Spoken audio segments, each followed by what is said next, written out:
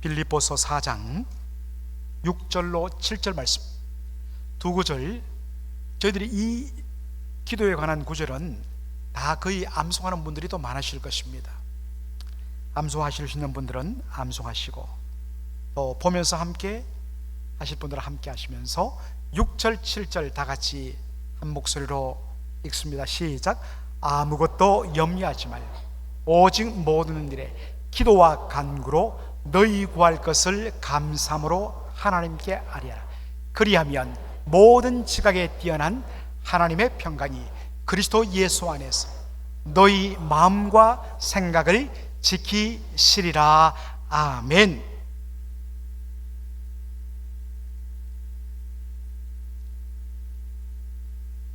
여러분, 염려 없이 근심 없이 사시는 분 계십니까? 아마도 없을 것입니다. 이 가운데 예배를 드리러 나온 여러분 마음속에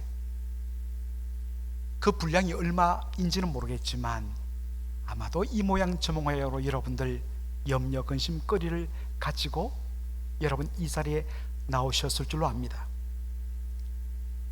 염려라는 이 말을 제가 원어 사전을 찾아봤더니 이런 의미로 소개를 하고 있었습니다. Drawn in opposite directions, 즉 정반대 방향으로 내가 서 있는 자리는 이 자리인데 엉뚱하게도 내 마음과 생각을 정반대 방향으로 확 끌고 왔고 내 의지와 상관없이 정반대 방향으로 있고 싶지 않은데 끌려가 있는 것, 이게 염려라 하는 것입니다. 여러분, 우리가 예배 중에 하나님의 은혜를 사모하고 하나님의 말씀을 사모하며 집중하는 것 정상이죠. 다 그렇게 하기를 원하고 여러분 이 자리에 오신 줄로 압니다. 그런데 마음속에 일어난 생각이 염려와 근심으로 인해 갖고 정반대 은혜를 받으러 나온 이 자리와 이 방향에서 반대로 이 모양 저 모양으로 조각조각 끌고 와버립니다. 특별히 우리 연로하신 우리 어머님들, 예배드리러 딱 눈을 감는데 갑자기 참 가스불 끄고 왔나? 강단에서는 말씀의 불, 성령의 불이 활활 타오르는데 마음속에는 가스불이 막 타오르는 겁니다. 어떻게 하면 좋나? 그러니까 예배에 전혀 집중을 못하는 거죠. 이런 이유입니다. 몸은 여기에 있지만 우리의 마음은 엉뚱한 대로 이 모양 저 모양으로 조각조각 나서 끌려가 있는 것, 이게 근심입니다. 그러니 여러분, 우리의 마음이 조각조각 나누어서 내가 원치 않은 방향으로 이 모양 저 모양으로 끌려갈 때에 이것이 심해지면 어떻게 되겠습니까?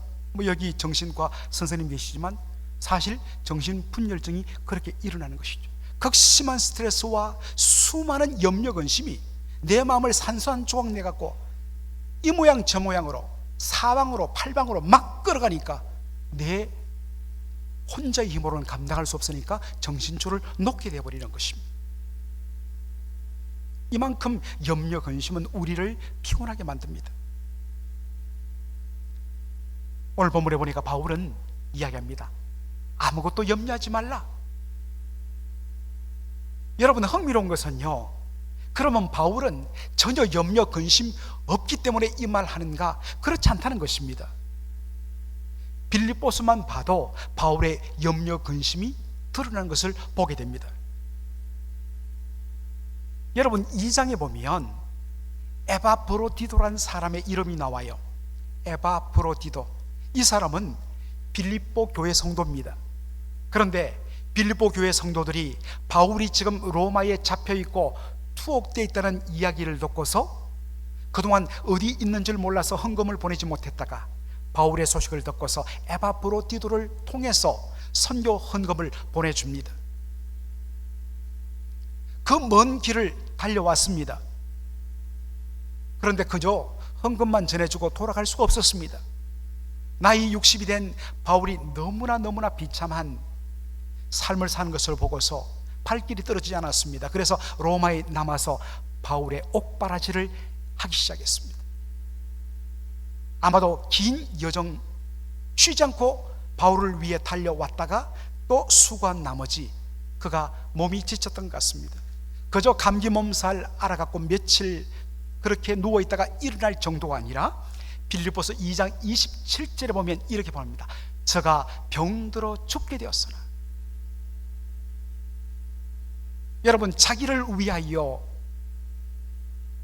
그렇게 수고하면서 집에 돌아가지 않고 애를 썼던 에바브로디도가 병들어 거의 죽게 된 것을 보았을 때 바울이 어떻게 했습니까? 하나님이 살려주실 거니까 난 염려, 근심, 걱정하지 않아, 할렐루야, 그랬던가요? 그렇지 않았습니다. 하나님께서 에바브로디도와 자신을 긍휼히 여기사 에바브로디도를 치유해 주시고 살려주실 때 그가 뭐라고 이야기합니까? 내 근심의 근심을 면하게 하셨다. 이 말은 뭐겠습니까? 에바브로디도가 병들어 죽게 된 것을 보면서 그가 마음속에 근심 위에 근심, 근심으로 꾹꾹 눌려버린 그런 삶을 살았다. 바울도 근심했습니다. 바울도 압니다. 염려 근심에서 자유로운 인생이 이 땅 위에 그 누구도 없다는 걸 알아요.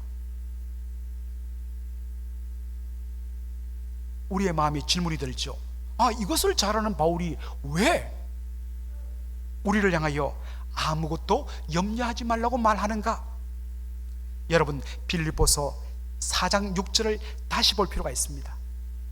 아무것도 염려하지 말고 오직 모든 일에 기도와 간구로 너희 구할 것을 감사함으로 하나님께 아뢰라. 바울의 초점은 뭡니까? 아무것도 염려하지 말라로 끝나는 것이 아닙니다. 그 염려 속에 붙들려 스스로 고통 가운데 거하지 말고 염려와 근심이 일어날 때마다 그것이 어떠한 일이든지 모든 일, 그 모든 염려, 근심, 걱정을 기도하고 간구하는 가운데 하나님 앞에 감사함으로 하나님 앞에 다 아뢰고 하나님께 다 맡겨버려라. 바울의 초점은 여기 있습니다. 하나님께 맡겨버리라, 여기에 초점이 맞춰져 있습니다. 여러분, 우리가 기도할 때 정말 주의할 것은 무엇입니까?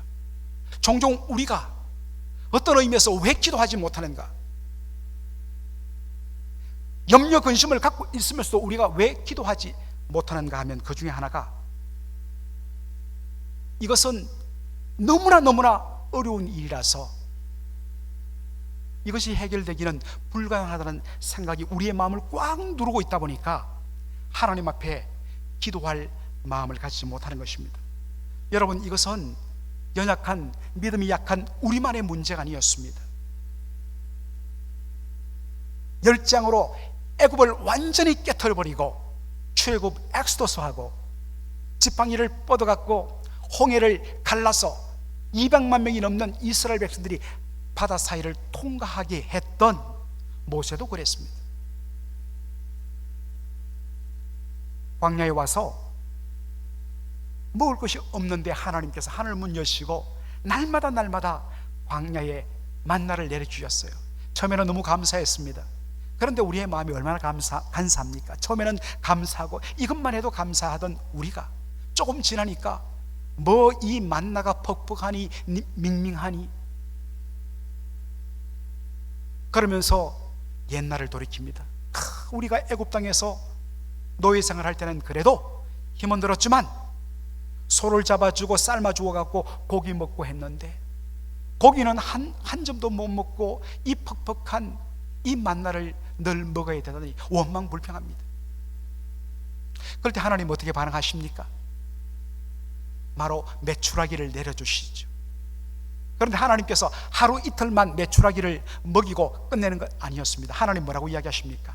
한 달 내내 정말 너희 코끝에서 싫어하는 그러한 마음이 들 때까지, 아이고 이제는 물린다 할 때까지 한 달 내내 하나님께서 메추라기를 내려 먹이시겠다고 말씀하십니다. 이것을 백성에게 전하고 이야기합니다. 여러분 그때으면 어떻게 하겠습니까? 네, 알겠습니다. 여러분, 하나님께서 메추라기를 내려주신답니다. 기다리십시오 라고 전할 건데, 믿음의 사람 모세가 뭐라고 이야기하죠? 하나님, 이게 말이 됩니까? 지금 우리 숫자가 몇 명인데요, 장정만 60만 명, 전쟁에 나가 싸울 수 있는 장정만 60만 명, 그러면 어르신들하고 어린 자녀들하고 우리 아내들, 여인들까지 다 합치면 200만 명, 소떼와 양떼를 다 잡는다고 한들, 이 바닷속에 깔리고 깔린 물고기를 다 잡은다 한들, 주님 어떻게 먹입니까? 있을 수 없습니다. 누가 이야기했다고요? 모세가 이야기했습니다. 어떻게 200만 명을 먹일 수 있는 고기를 공급할 수 있겠는가? 하나님도 힘들다. 그럴 때 우리 하나님께서 야단을 치십니다. 민수기 11장 23절 우리 다 같이 한 목소리로 읽죠. 시작. 여호와께서 모세에게 이르시되 여호와의 손이 짧아졌느냐? 구약 성경에서 하나님의 권능을 하나님의 손, 하나님의 팔로 묘사합니다.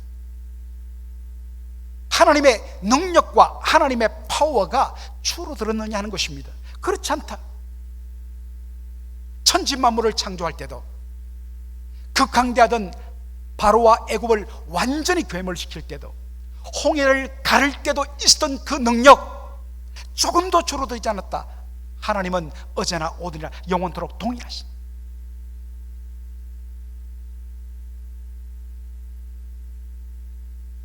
이것이 하나님의 책망입니다.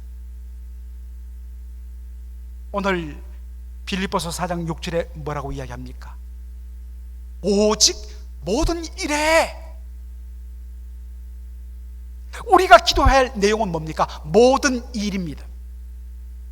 우리는 종종 기도할 때에 이것은 절대로 일어날 수 없는 일이야 라고 스스로 한계를 정합니다. 여러분, 하나님의 능력을 제한하지 마십시오. 우리의 마음에 그러한 의심이 일어날 때마다 우리는 하나님의 이 음성을 우리의 마음속에 선포해야 합니다. 여호와의 손이 짧아졌느냐? No way! 여호와의 손은 여전히 the same, 동일합니다. 대저 여호와 하나님께는 그의 말씀은 능치 못함이 없느니라.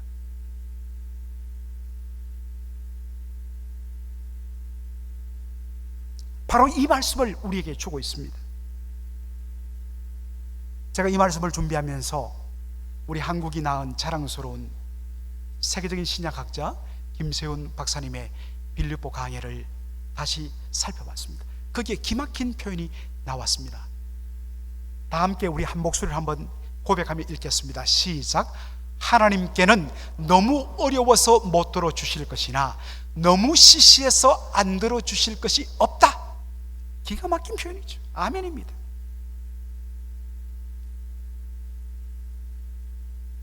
반대로 우리는 이렇게 합니다. 야, 뭐 이런 것까지 하나님 앞에 다 구하나? 구해야 됩니다. 그것이 모든 일입니다. 오늘 사도 바울은 아무것도 염려하지 말고 오직 모든 일에 기도와 간구로 너희 구할 것을 감사함으로 하나님께 아뢰라. 기도로 하나님께 아뢰라 한마디만 하면 되는데, 기도, 간구, 너희 구할 것, 기도에 관련된 단어를 말을 바꾸어서 3번 반복합니다. 반드시 기도해라, 꼭 기도해라, 강조입니다. 특별히 저희들이 여기 주목할 단어가 바로 간구입니다. 간청하며 간절히 구한다 라는 뜻인데, 이 간구란 말을 헬라어 원어로 살펴보니까 이런 의미입니다.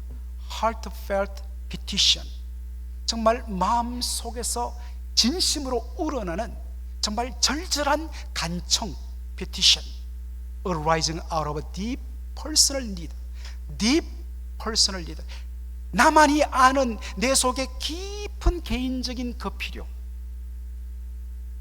남들은 에게라고 이야기하고 뭐 그걸 가지고 라고 이야기하지만 나한테는 너무 소중한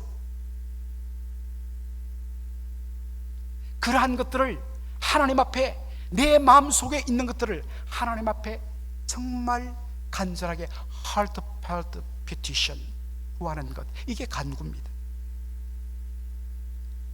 마음속에 들어있는 염려, 근심 남김없이 미주알, 고주알 다 아뢰는 거예요. 한 이런 그림을 그리면 더 좋을 겁니다. 요즘은 뭐 오히려 시어머니가 며느리 눈치를 본다고 오히려 요즘에는 반대로 이야기하지만, 옛날에는 그 시월드가 대단했지 않습니까? 그래서 시집가면 그 며느리는 거의 뭐 3년 벙어리 되고 기머리가 되고 그렇게 할 만큼 고달픈 시간을 보내지 않습니까? 정말 온갖 마음에 고생하다가 드디어 친정 갈 시간이 주어졌어요. 집에 가면 잠을 잘 수가 없어요. 보따리 풀어놓고 그 어머니께, 친정 어머니께 그동안 쌓였던 한스러웠던 것들, 마음의 아픔들, 눈물들을 하나하나 풀어놓느라고 밤을 새는, 바로 그러한 심정으로 하나님 앞에 기도하라는 것입니다. 그런 식으로 구체적으로 남김없이 하나님 앞에 다 아뢰는 거예요. 이게 기도입니다. 그런 의미에서 기도에는 형식이 없어요. 어떤 거룩한 아주 미사 요구가 필요 없는 것입니다. 예배의 어떤 자리에서는 그러한 표현이 필요하죠. 그러나 내 개인적으로 하나님 앞에 나의 모든 문제를 아릴 때에 친정에 돌아간 딸이 친정 어머니에게 그동안에 힘들고 아팠던, 아렸던 마음속에 있는 이야기들을 하나둘씩 풀어놓을 때에, 그러면 손잡고 같이 눈물 닦아주며 그래 고생했다. 여러분, 이게 기도 속에 주어지는 은혜입니다. 빌립보서 4장 6절에 특별히 주목해야 할 또 하나의 단어를 우리가 발견하죠. 모든 일에 기도와 간구로 너희 구할 것을 감사함으로 하나님께 아뢰라. 감사함으로 아뢰라. 사랑하는 성도 여러분, 감사는 보통 우리가 언제 합니까? 감사는 보통 응답받았을 때, 내가 바라던 대로 결과가 나왔을 때 우리는 감사하죠. 예, 물론 당연히 감사해야 되죠. 그런 것조차도 우리 감사하지 않는 사람들이 있는데, 당연히 응답받았을 때 감사해야 됩니다. 그런데 빌립보서 4장 6절은 뭐라고 이야기합니까? 모든 일에 너희의 모든 기도 제목에 기도와 간구로 너희 구할 것을 감사함으로 하나님께 아뢰라. 기도하면서 감사함으로 아뢰는 것은 뭡니까? 아직 이 기도 제목이 응답되지 않았다는 것입니다. 그런데도 감사함으로 기도하라는 것입니다. 그러면 우리가 질문을 던져야죠. 왜 우리가 우리의 구할 것을 감사함으로 하나님께 기도해야 할까?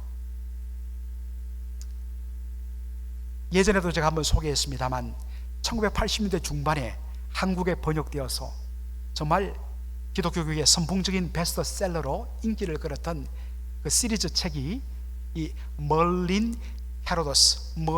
R. 캐로도스 목사님의 찬송 생활의 권능입니다. 이게 히트치면서 그 다음에 계속 시리즈가 번역되었습니다. 미국의 월남전에 참전한 군목 육군 대령 출신으로서 목회하면서 귀한 열매를 맺었던 아주 참 좋은 목사님이신데, 이 책 내용이 뭐냐면 한마디로 이것입니다. 도무지 감사하고 찬송할 수 없는 환경과 상황 속에서도 무조건 하나님 감사합니다, 하나님을 찬양합니다, 그렇게 고백해라. 그러면 하나님이 그것을 받으시고 정말 우리가 진짜 감사하고 찬송할 환경으로 응답하시고 바꿔주신다. 찬송과 감사가 그만큼 중요하다는 도전인 것이죠. 너무나 귀한 도전인데, 그러나 여러분, 자칫 이 멀린 캐로도스 목사님은 그런 의도를 전혀 가지지 않았지만 종종 이것을 오해해갖고 마치 찬송과 감사를 하나님의 복을 받아내는 하나의 수단으로, 조건으로 그렇게 생각하며 접근해서는 안 된다는 것입니다. 성경이 말하는 감사는 무엇입니까? 맹목적인 감사가 아니라 분명한 이유에 근거한 감사여야 한다는 것입니다. 마가복음 6장 8절이 그것을 잘 보여주는데요, 예수님 이야기하십니다. 구하기 전에 너에게 있어야 할 것을 하나님 너희 아버지께서 아시느니라. 여러분, 산상수훈 강의 때도 제가 이 말씀을 드렸습니다만, 이 앞 7절에 무슨 말씀이 나옵니까? 너희는 이방인처럼 중원부원 기도하지 말라. 저희들은 왜 중원부원 주문을 외우면서 기도하느냐 하면, 많이 말해야 들어주실 줄로 알기 때문에 그렇게 한다는 것입니다.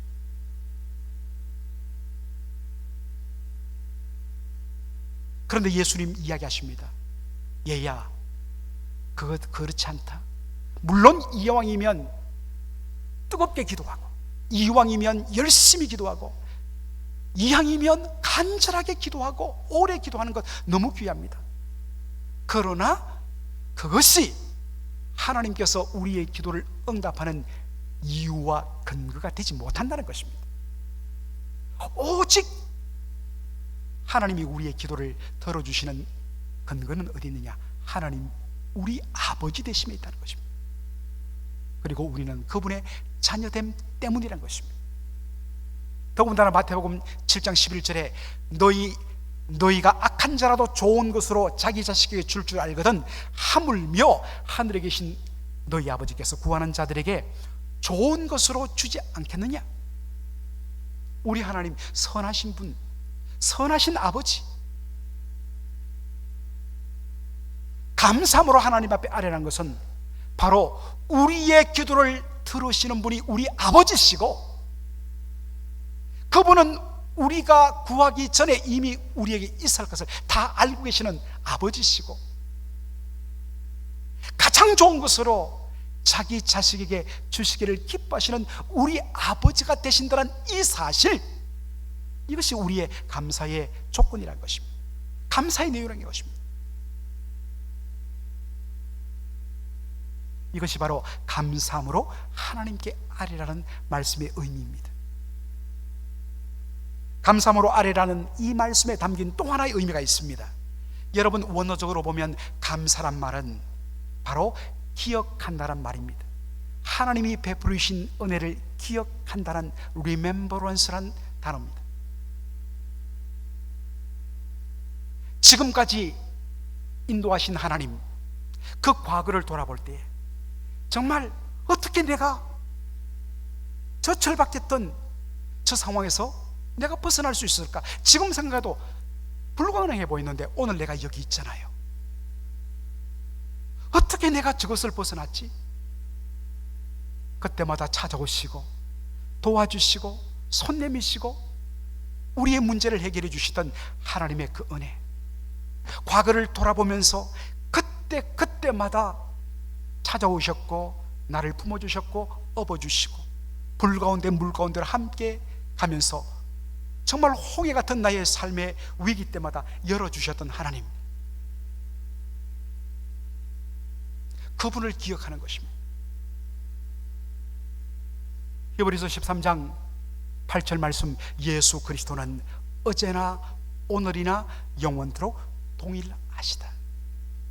영어로는 Jesus Christ is the same, 똑같아. 그런데 헬로우 원어를 그대로 번역하면 예수 그리스도는 어제나 오늘이나 영원토록 바로 그분 자체다. 바뀌지 않는다는 겁니다.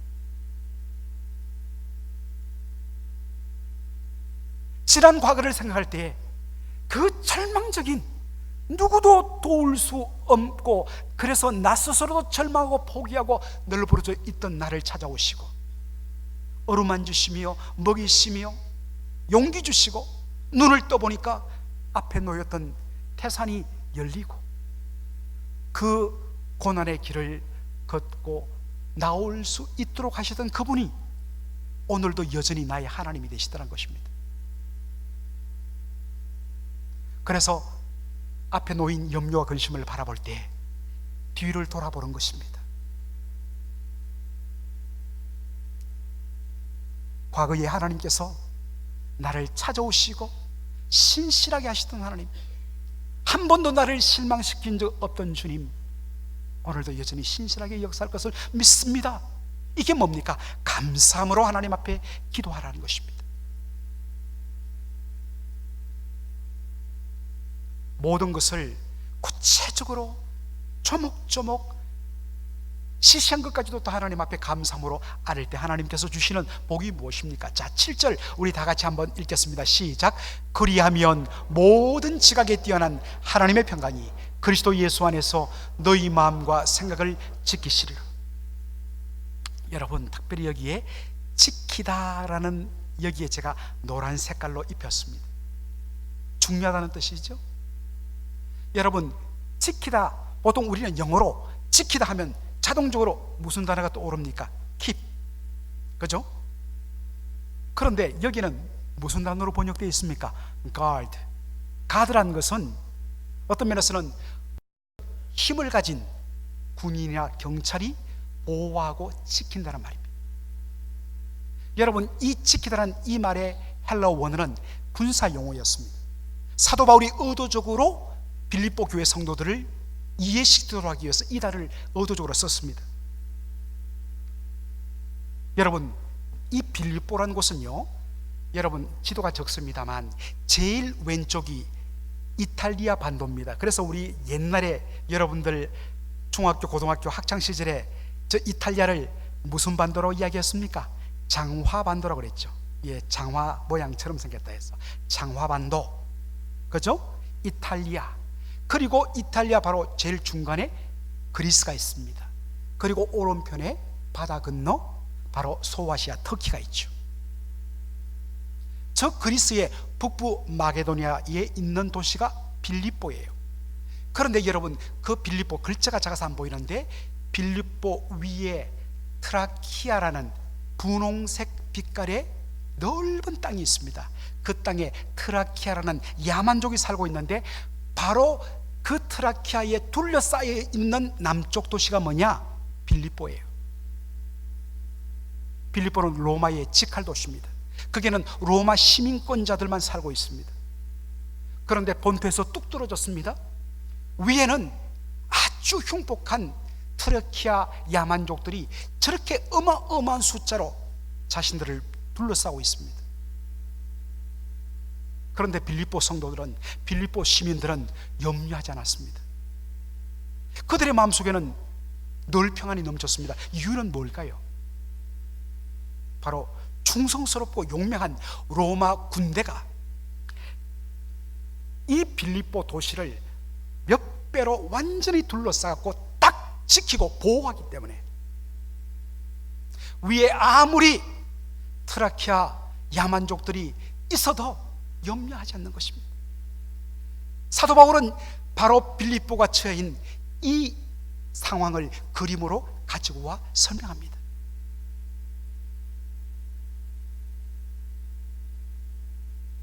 여러분, 하나님께서 지키신다는 것입니다. 왜 성도가 모든 것을 감사함으로 하나님께 아뢰을 수 있는가? 하나님, 우리 아버지시며 그분은 선하시며 그분은 언제나 동일하게 당신의 백성에 대해서 책임지시는 아버지다. 바로 이 확신이 내 마음을 꽉 지배하니까 나의 마음을 산산조각 내버렸던 염려 근심이 한 길로 왔다가 7길로 쫓겨나고 그 속에 하나님의 평강이 내 마음을 꽉 채우더라는 것입니다. 이게 성도의 위대함입니다. 영어로 보면 모든 지각에 뛰어난 하나님의 평강이다. The peace of God which transcends all understanding. 모든 이해, 우리의 기본 상식을 뛰어넘는단 말입니다. 이런 상황이면 이제 모든 것이 끝났다, 우리는 더 이상 일어설 수 없다, 절망하고 좌절하고 원망하고 불평하고 자포자기하고 모든 것이 끝났다고 널브러져 있는 그것이 어떤 면에서는 정상적인 모습인데 여전히 문제가 둘러싸여 있습니다. 여전히 트라키아 야만족이 빌립보를 둘러싸고 있듯이 하나님의 백성의 삶 가운데 여전히 어려움들이 우리를 둘러싸고 있습니다. 그런데도 마음에 평강과 감사가 넘칩니다. 하나님께서 우리를 지키시고 그분이 우리를 책임지시는 아버지란 이 사실 때문에 이것을, 이 놀라운 축복을 언제 경험하고 언제 맛볼 수 있다고요? 기도하고 간구하며 하나님 앞에 감사함으로 아뢰일 때.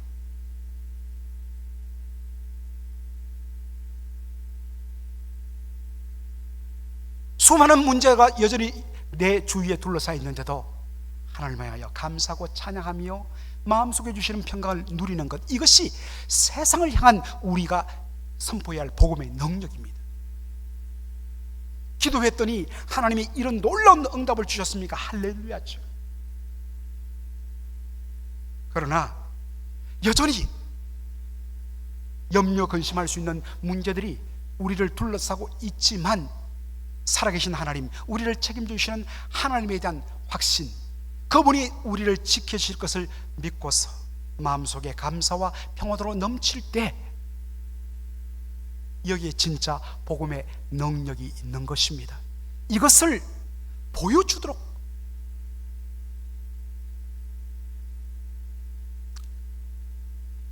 염려 근심할 수밖에 없는 연약한 인생이지만, 그러나 그것에 포위가 되어갖고 우리를 만나는 모든 불신자 가운데 그들 앞에서 끊임없이 입만 열 때마다 원망과 불평과 그 다음에 염려와 근심으로 늘 얼굴빛이 어둡다면 거기에 어떻게 복음의 능력이 드러나겠습니까? 누가 봐도 오히려 위로하고 어떡하지? 같이 염려로도 왔던 사람이 예수 안에서 가지는 우리의 감사함과 우리의 이 평안한 모습 앞에 이게 바로 복음의 능력이다. 그것을 보여줄 수 있는 저와 여러분 되기를 주의 이름으로 축원합니다. 아멘. 기도하겠습니다.